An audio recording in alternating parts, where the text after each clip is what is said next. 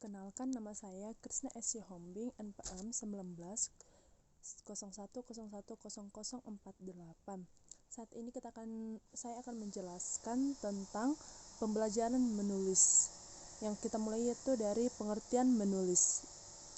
Menulis adalah menuangkan gagasan, ide, dan pendapat dalam sebuah tulisan dan juga mengemukakan suatu masukan yang diperoleh penulis dari berbagai sumber ide yang tersedia.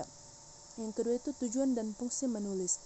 Tujuan menulis. Yang pertama, menginformasikan segala sesuatu, baik itu fakta, data, maupun peristiwa, termasuk pendapat dan pandangan terhadap fakta, data, dan peristiwa. Yang kedua itu membujuk melalui tulisan seorang penulis, mengharapkan pula pemikirannya menentukan sikap, apakah menyetujui atau mendukung yang dikemukakan. Penulis harus mampu membujuk dan meyakinkan pembaca dengan menggunakan gaya bahasa yang persuasif. Yaitu fungsi menulis. Yang pertama, meningkatkan kecerdasan. Yang kedua, mengembangkan daya inisiatif dan kreativitas. Yang ketiga, menumbuhkan keberanian. Yang keempat, mendorong kemauan dan kemampuan menyampaikan informasi.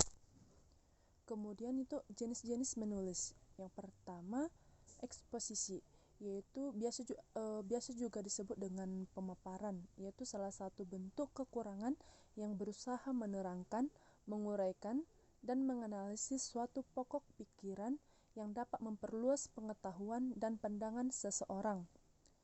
Yang kedua itu deskripsi, yaitu pemaparan atau penggambaran dengan kata-kata, benda, tempat, suasana, atau keadaan.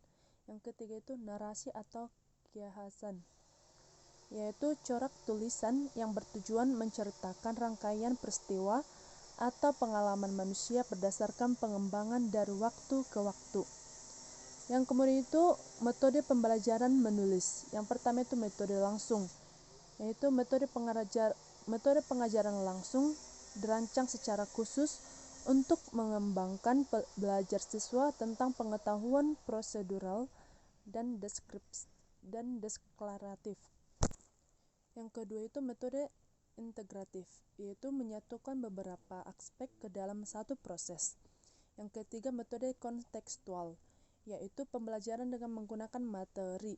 Ini akan mempermudah dalam pembelajaran menulis, yakni konsepsi pembelajaran yang membantu guru menghubungkan mata pelajaran dengan situasi dunia nyata.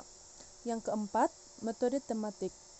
Dalam metode ini, semua komponen materi pembelajaran diintegrasikan ke dalam tema yang sama dalam satu unit pertemuan. Kemudian yaitu pendekatan pembelajaran menulis.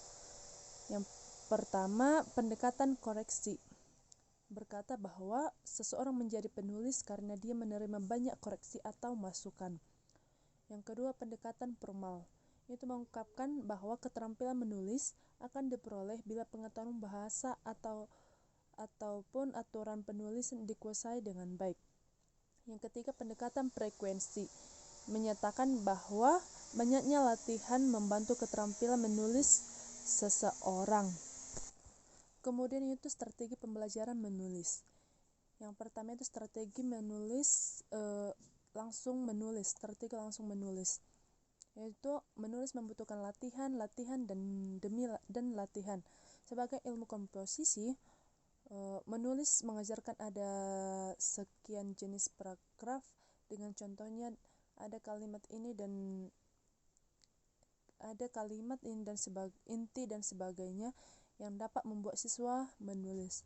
Kemudian itu model kebebasan awal dan akhir, yaitu tidak ada satu titik awal yang pasti dari mana pembelajaran menulis harus dimulai. Ada titik mulai yang paling logis, tetapi tidak demikian dengan mengajar menulis. Kemudian itu tahap-tahap pembelajaran menulis, itu ada 3 tahap. Yang pertama itu tahap pratulis. Tahap ini merupakan tahap paling awal yang terletak sebelum melakukan penulisan. Dalam tahap pratulis terdapat berbagai kegiatan yang dilakukan oleh penulisan, mulai dari menentukan topik yang akan ditulis. Yang kedua itu tahap pembuatan draft. Draft yang dimaksud adalah tulisan yang disusun secara kasar. Pada kegiatan ini, penulis lebih mengutamakan isi tulisan daripada tatanan dari tulisan tersebut. Kemudian yang terakhir, tahap yang terakhir yaitu tahap revisi. Merevisi berarti memperbaiki, dapat berupa menambah yang kurang atau mengurangi yang berlebihan. Penulis berusaha untuk menyempurnakan draft yang sebelumnya agar tulisan tersebut fokus pada tujuan yang sudah ditentukan. Sekian dari penjelasan saya. Terima kasih.